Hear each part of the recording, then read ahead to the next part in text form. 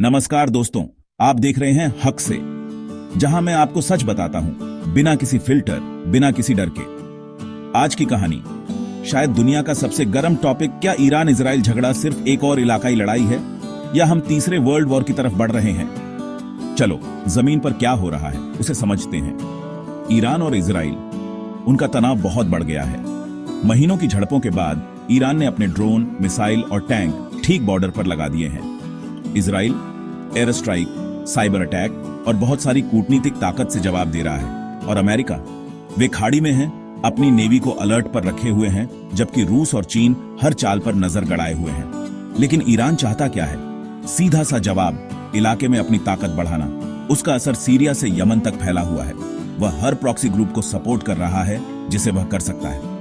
और यह मत भूलो, ईरान ने न्यूक्लियर डील छोड़ दी।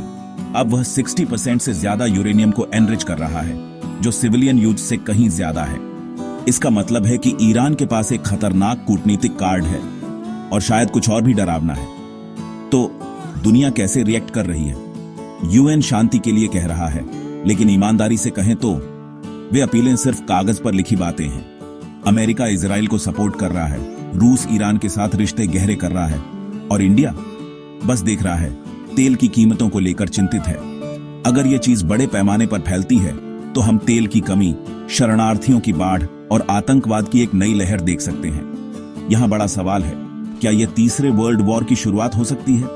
सभी बड़ी ताकतें, अमेरिका, रूस, चीन, सीधे लड़ाई से बचने की कोशिश कर रही हैं, लेकिन यह प्रॉक्सी और गठबंधनों का एक उलझा हुआ खेल है।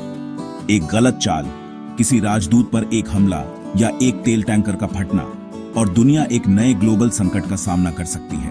तो आपको क्या लगता है, क्या यह सिर्फ मिडिल ईस्ट में एक और भड़कना है या कुछ बहुत बड़े की शुरुआत? युद्ध में कभी कोई विजेता नहीं होता, सिर्फ आम लोग ही कीमत चुकाते हैं, चाहे वे ईरान में हो, इजराइल में हो या यहीं अपने घर में हो।